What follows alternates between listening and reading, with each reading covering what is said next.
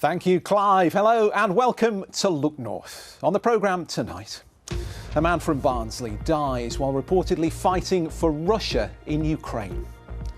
Research based in Leeds promises new hope for thousands of bowel cancer patients. I can do everything I could do before I was treated. It doesn't have any effects on me whatsoever. Experts say they're surprised and delighted by the results. Also tonight, modern meets medieval, how York Minster is looking to the sky for its electricity. Meet Merlin, the sheep, helping people with illness, grief and depression. And I hope you're making the most of the weather with scenes like this, because it's all about to change. I've got more in your weather forecast at the end of the programme.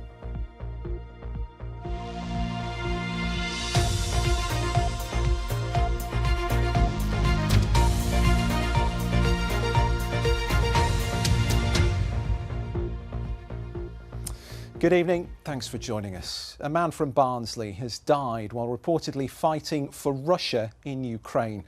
It's believed Bradley Townsend died in June after an attack by a remote-controlled drone in Ukraine's eastern Donetsk region.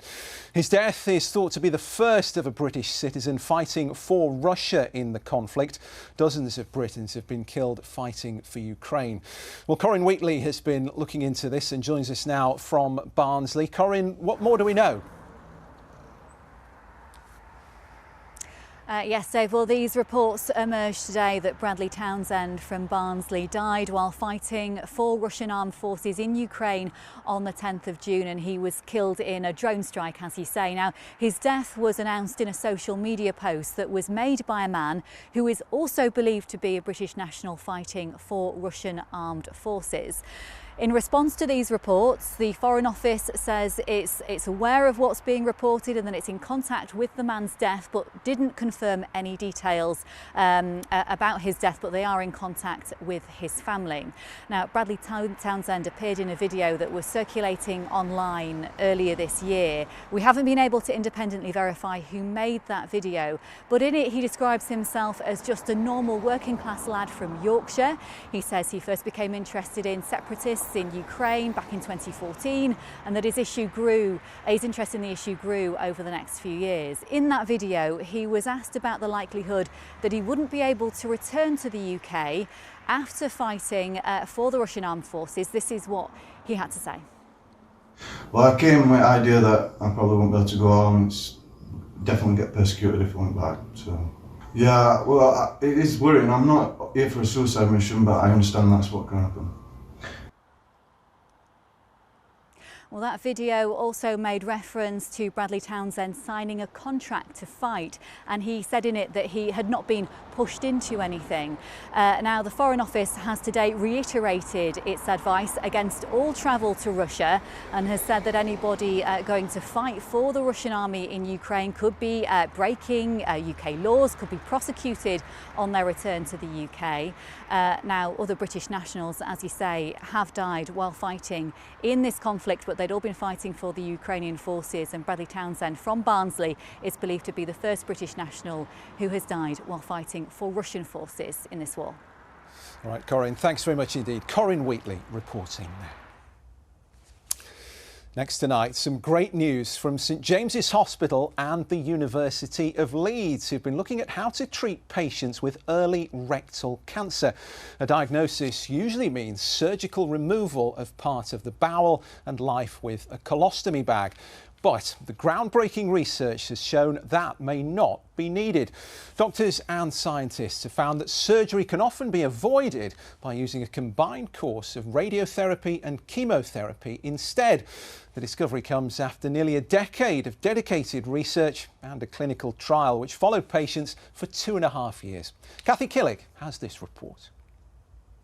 Cancer has cast a long shadow over Hugh Chown and his daughter Rachel. Hugh's first wife and Rachel's mum Janet died in 2001 from bowel cancer. So when Hugh was diagnosed with rectal cancer, it was a double blow. But he's been lucky. He took part in a clinical trial receiving chemoradiotherapy instead of surgery. So the trial involved 5 weeks of radiotherapy in combination with chemotherapy, which was taken in the form of tablets. I think it was about 10 tablets a day. How did you feel during the treatment? Were there side effects? The side effects weren't terrible, I just felt incredibly tired and run down. I didn't feel sick, and I wasn't sick at all. Conventional treatment would have been to remove the rectum and replace it with a stoma and colostomy bag. You dodged what could have been some pretty unpleasant surgery. I'm very pleased I've dodged it. It doesn't impinge on my life in any way at all now. I can do everything I could do before I was treated. It doesn't have any effects on me whatsoever. Rachel works in the cancer research field, so it's been particularly sweet for her to see the trial having such a positive and personal impact. Obviously, I'm delighted for my dad, and he's active, he likes to cycle, he likes to play golf, and I'm just really pleased that he's had such a positive result. Bringing more of this technology to Leeds. The trial, called Star Trek, was a joint project by Leeds and Birmingham universities and co-led by Professor David Sebag-Montefiore. I think it really shows what radiotherapy treatment means for patients. The results both surprised and delighted him. We found that 8 out of 10 patients who were treated with the 5-week course of daily radiotherapy with the chemotherapy tablets had complete disappearance of their tumour, and followed up to 12 months, there was no sign of its return. They avoided the need for surgery and they avoided the need for colostomy. So in your long career, where does this rate on a scale of making you feel good? So it's right up there as one of the key highlights of my career. I also work in another cancer right at the lower end of the bowel. We've had very positive results from Leeds research about that recently, and I would say those two are really in the top 3 of the highlights of my career. 14,000 people in the UK get rectal cancer every year. If only half avoid surgery as Hugh has, what a difference that'll make to thousands more patients like him. Cathy Killick, BBC Look North, Harrogate. A man accused of racing a motorist moments before the other vehicle struck and killed a mother and daughter has denied charges of causing their deaths by dangerous driving. 27-year-old Justina Hulboy and 4-year-old Lena Chepchor were hit by an Audi on the pavement on Scott Hall Road in Leeds while walking to nursery in January 2023. 37-year-old Jas Kamal Riyad was driving a BMW closely behind the Audi and is on trial at Leeds Crown Court. The driver of the Audi, Hardeep Bachu, has already pleaded guilty to the same offences and will be sentenced after Riyad's trial. West Yorkshire Police have issued pictures of a man they want to identify after a woman in her 30s was raped on Wakefield Road in Normanton during the early hours of the 1st of August. Anyone who recognises the man is asked to contact police. A second man has been arrested and charged as part of the investigation. Leeds Bradford Airport has announced it's submitted new proposals to the council to update planning conditions on night flights. It comes after a ruling in May that found the airport had not broken night flight restrictions over the last 3 years. The proposal prioritises quieter and more environmentally friendly planes, shorter night hours and a night noise insulation scheme to support the local community. You are watching Monday's Look North. Still to come on tonight's programme, the perfect start to the Premier. Now, you don't need me to remind you, we've had a record-breaking summer with plenty of sunshine, but are we making enough of it in terms of energy? A change in the law means it'll soon be easier and cheaper for households to start harnessing the sun's power with the arrival of plug-in solar panels later this week. Well, in the first half of 2026, 9,700 solar installations were fitted in Yorkshire and the Humber. That's an increase of 4% on the year before. And it means enough solar panels were installed in our region to power the equivalent of over 16,000 homes. And last year, York Minster installed solar panels covering a third of its roof, showing how even historic buildings can benefit from renewable energy. Phil Bodmer has been talking to the government's Climate Transition Minister and local MP Katie White about the future of solar power. On the roof of York's most famous building, a technological revolution is helping keep the lights on. 184 solar panels as medieval meets modern. So we've got on this roof, which is Welsh slate, we have incorporated solar slates, which are created to look like Welsh slate. In the drive for renewable energy, the Climate Transition Minister was at the Minster to see the installation for herself. As we've all seen in the summer we've just had, we want to make sure we're using the sun that is there, but also protecting ourselves against future climate change, which we can all see is happening now. Is this technology safe? Absolutely. We have focused on safety first. We realise that in rolling out a new technology, we have to ensure that safety is the #1 priority. For York Minster and the buildings that are part of its surrounding estate, harnessing the power of solar is helping to deliver a cleaner, greener and more resilient future, and meeting a commitment to achieving net zero by 2035. So you're looking at 3 types of technology that we have around the estate. So we've got the solar panels on the roof, we've got solar slates behind me here, so they look like Welsh slates, but they're not, they're generating power. They're actually generating more power than that building is using.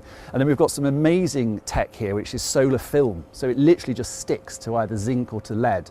That roof's generating about 20,000 kilowatt hours of power each year. So it's contributing to the electrical source for the building behind me. It's also running the air source heat pump that heats and cools the building behind me. The Department for Energy and Net Zero estimates a typical UK home could save around £500 a year from installing rooftop solar panels based on the current energy price cap.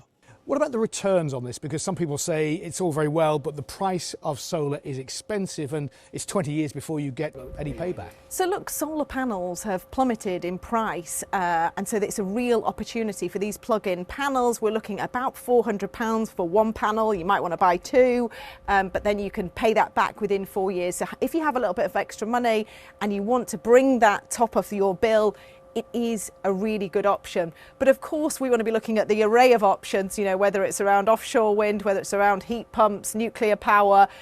We need energy of all sources and we want to be supporting British energy. The government says this summer's extreme heat has shown the need to take action on reducing emissions. The Department for Energy and Net Zero claims 86% of British people say climate change was at least partly responsible for the heat wave. With the arrival of plug-in panels soon, we're likely to see more solar in the quest for the security of energy supply. Phil Bodmer, BBC Look North, York. Well, as we've heard, the number of homes installing solar panels is increasing in our region. Earlier I spoke to Natalie Matthey, who's a solar expert at Uswitch, and I started by asking her if that rise is likely to continue. So yes, we have seen a huge spike in interest from households looking into solar, especially this year, with the highest install rates we've had in the past few years as well. We do think it's going to continue with energy prices remaining volatile and also options for solar becoming sort of more varied. It's a more attractive proposition than ever. Now, in your research, a third of people said they were put off installing solar panels by the cost. So are they worth it? And what help is there for people who might want them but struggle to afford them? So there is a common misconception that you have to have this lump sum ready to go to pay for your solar, and they can obviously cost several £1,000s, especially if you get a battery as well. However, it's never been a better time than now to look into solar because there are more options available, both in terms of payment plans or subscriptions where you can spread the cost of your solar over 10, 15, even 20 years. And then the savings you make on electricity almost covers the cost of that subscription. And also this coming Thursday, the fact that plug-in solar panels are going to become legal, which is a much cheaper option and a really, really good solution for anyone that lives in a flat that has a balcony or perhaps doesn't have a roof suitable for rooftop solar. So you mentioned those plug-in panels. What difference could they make to someone's energy bill? So the panels come in a set of 2 and they can produce about 800 watts of electricity an hour. So nowhere near as much as rooftop solar, but still enough for the average household to see a saving of between £70 to £110 a year. And to actually purchase the panels is going to be around £400. So actually the payback period's not that long at all. Natalie, solar panels sound great in the summer, don't they? But winter's approaching. Will they still help much? So it is true that production is lower during those winter months, but as long as there is daylight, they will still produce energy. So overall, over the year, you will still look to make savings, even if it's higher in summer and lower in winter. All right, Natalie Matthey from Uswitch, thanks very much for your time this evening. Thank you very much. A charity set up in memory of a girl from York has raised more than £500,000 to help families looking after children with life-threatening conditions in hospital. Millie Wright died 5 years ago at the age of 13. While she was in hospital, her parents say they noticed a need for more emotional, financial and practical help for families, and how children with some conditions got more charitable support than others. Earlier I spoke to the co-founder of the charity, Millie's mum, Suri Wright. Millie had hepatitis-associated aplastic anemia, so she required a super urgent liver transplant and a stem cell transplant within 5 months. So we were in hospital for quite a long time. Basically in hospital caring for Millie, we weren't provided with food, and I was worked up to be a living donor for Millie within 48 hours. And I stood and said to the consultant, I don't know whether I can go through with this. I haven't had a meal in 7 weeks.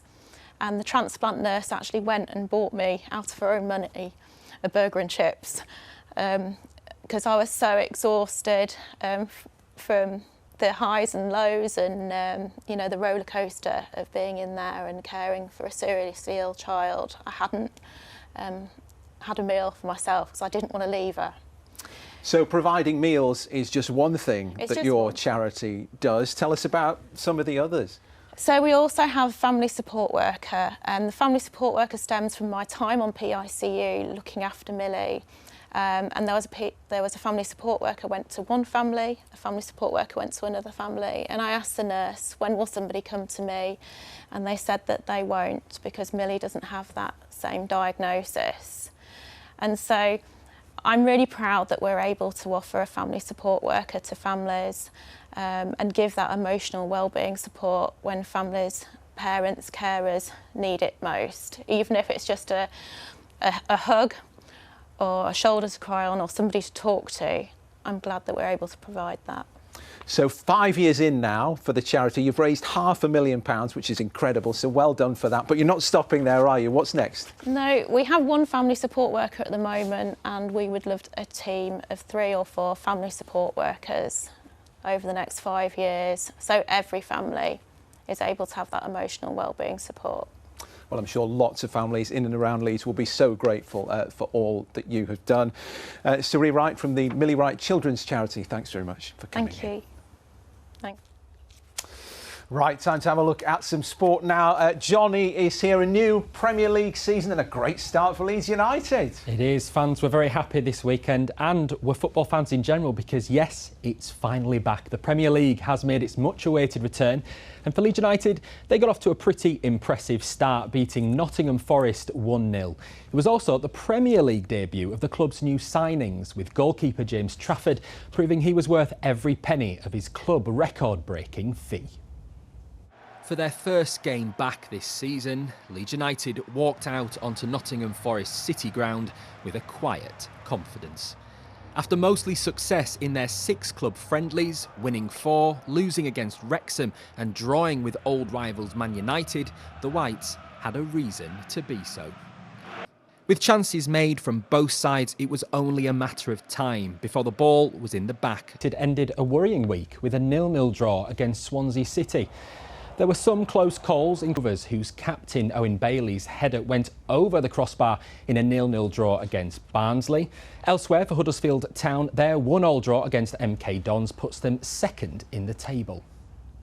And in League Two, Chesterfield secured an early win against Salford City, scoring the only goal in the first 2 minutes of the game. It was all thanks to Lee Bonis's tap coming off Ollie Turton's shot across the goal. Chesterfield sit 16th in the league. And for York City, they drew against Rotherham. It's been over a decade since the clubs last faced each other. The Millers took the lead early thanks to Ewan O2, but York didn't hang around to equalise with this tap from Alex Newby. York are now 6th in the league. Well, let's move on to cricket now, and Yorkshire landed a crucial victory in a nail-biting county championship relegation battle with Hampshire. Stand-in captain Dom Bess returned 5 for 103 to give Yorkshire a 33-point lead at the bottom of Division 1. Well, day 4 of the match started with 172 runs needed by Hampshire with 7 wickets in hand, but a patient Yorkshire proved decisive and claimed the win. And finally, Leeds Rhinos stampeded back to the top of the Super League, demolishing the York Knights 66-16. The Rhinos hammered home no less than 12 tries, including a hat-trick from Riley Lum. In the second half, York made sure it wasn't a total whitewash with 3 tries, but Leeds ended up dominating at the LNER Stadium. York remain 12th place. And that's all your sport, Dave. Johnny, thanks very much indeed. A great season for Leeds Rhinos so far. Absolutely. Now, a story about some quite remarkable animals who help people as they deal with illness, grief or depression. The 6 sheep are based at a farm near Eckup in Leeds, and they offer cuddles and calmness to people needing support. They've also inspired a book. Here's their story. You're very cheeky, and you are very cheeky.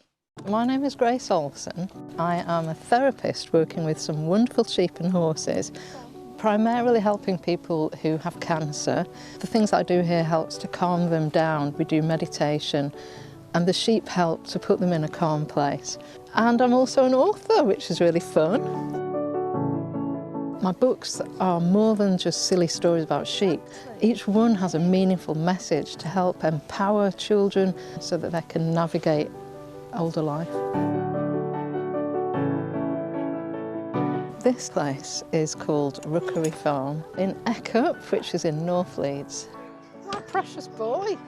Merlin is a really empathetic sheep, and he knows when somebody is suffering, and he can be very kind. So when I've had my own dark times, Merlin has comforted me on a level that is just so unusual. And I honestly feel, as crazy as it sounds, that he is like a person in a sheep's body.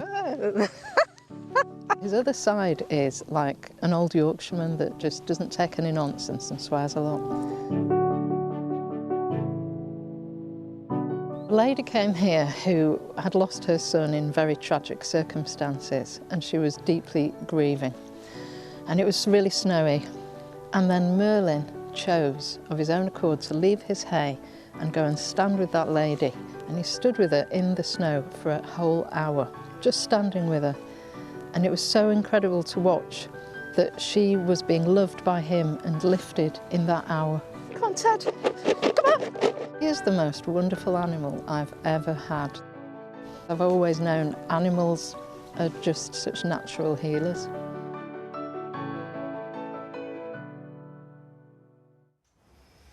Stuff. Right, let's have a look at the weather now. Corazon is here. I don't think those sheep are going to enjoy the weather much this week, are they? They're going to get soaked. Yeah, I know, but do you know what? If I had a woolly coat like that throughout the heat wave, I think I'd probably just want to get rid. It's a good point. It's a good point, isn't it? So yeah, we are expecting some wet weather, but look at this. It feels like autumn has arrived all of a sudden. So yeah, I mean, we had early harvest, and obviously now we're getting sort of like a fake false autumn at the moment. So you might see a lot of this at the moment. But I mean, this is just a beautiful picture. Look at the little horse just standing here, and we've had some cloud rolling in as well. If you are a weather watcher or you would like to send in some pictures, please do so. Here are the details, because it always helps to illustrate our weather forecast. Speaking of, we are expecting some wetter weather to come, and the chance of lightning and thunder as well. So at least for the next 24 hours, though, we are expecting it to be dry. We've got high pressure in charge for the start of the week. It is going to get humid midweek, because we are going to see a weather system moving up from the south, and that's going to deliver some weather fronts, i.e. some rain. Unsettled weather to come, and therefore the rain comes in. So let's have a look at the satellite picture at the moment, because this area of low pressure eventually comes in on Wednesday. Bit of a crossover day, so we're going to see a mixture of everything on Wednesday, but it is looking wet and a bit windy on Thursday and Friday. Raincoats and brollies at the ready. It's like a switch has been flipped to the summer. So we have got some dry weather overnight, some clear spells developing for a time, maybe 1 or 2 light showers in some places. And the temperatures on the chilly sides overnight will see lows of around 11 or 12 degrees Celsius. As we look at the tide times for tomorrow, then Scarborough, we're looking at high tide at 14 minutes past 3 in the morning, and then again at around 3:42 in the afternoon. So for tomorrow's weather then, it is going to be a dry and settled one. Plenty of sunny skies and blue skies. Eventually that cloud starts to thicken up towards the later part of the day, and we'll see highs of around 22 degrees Celsius, so just a little bit warmer compared to today, and the breeze starts to pick up as well. And like I say, we've got low pressure starting to make an entrance on Wednesday. A bit of a mix on Wednesday and Thursday, but we have got some thunder and lightning to come. So yes, this may be the end of summer potentially. Thanks very much indeed. That's it from us. We're back at 10:30. Join us then. But for now, from the whole team here, have a very good evening. Goodbye from us.